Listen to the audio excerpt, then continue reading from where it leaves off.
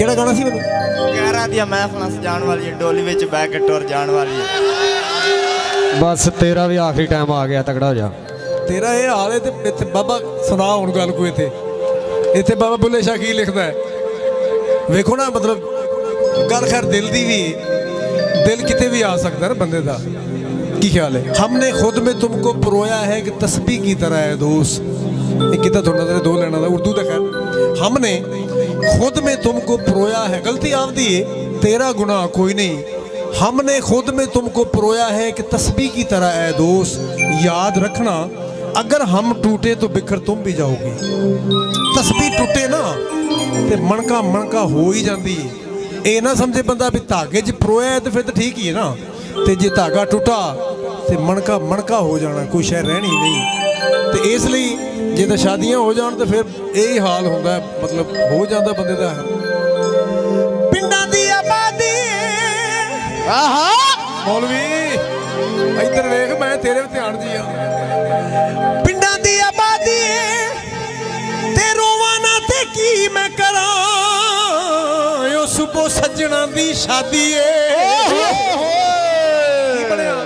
नी गैरां दियां महफिलां सजाण वाली गैरां दियां महफिलां सजाण वाली डोली विच बैठ के टुर जाण वाली नी साडा मिट्टियां च रोल गई प्यार ज़ालमे ओ साडा वेख ले जनाजा जांदी वार ज़ालमे साडा वेख ले जनाजा जांदी वार ज़ालमे नी गैरां दियां महफिलां सजाण वाली डोली विच बैठ के टुर जाण वाली नी साडा मिट्टियां च रोल गई प्यार ज़ालमे ओ साडा वेख ले जनाजा जांदी वार ज़ालमे साडा वेख ले जनाजा जांदी वार ज़ालमे।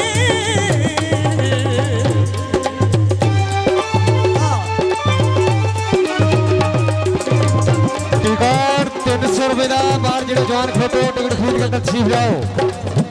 थोड़ा पीछे थोड़ा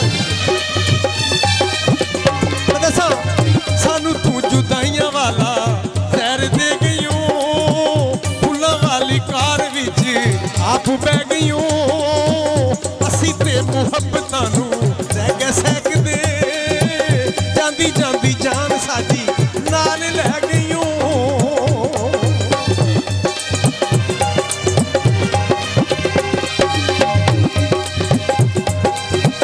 सानू तू जुदाइयां वाला, मैं क्या बीबी ओ बीबी ये शादी का प्रॉब्लम नहीं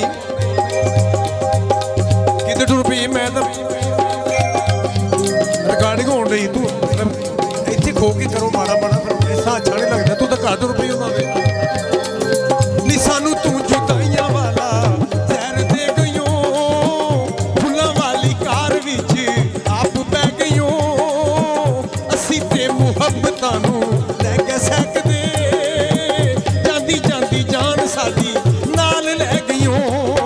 इंज करदे ने यारां नाल यार ज़ालमे ओ साडा वेख ले जनाजा जांदी वार ज़ालमे साडा वेख ले जनाजा जांदी वार ज़ालमे।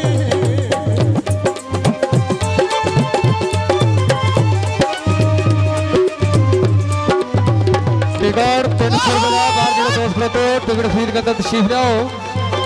वादा पहचानो, मेरा सड़ा प्रोग्राम पेश कर रहे हैं किंग ऑफ फोक, दर्द का राजा शौकत अली राजा।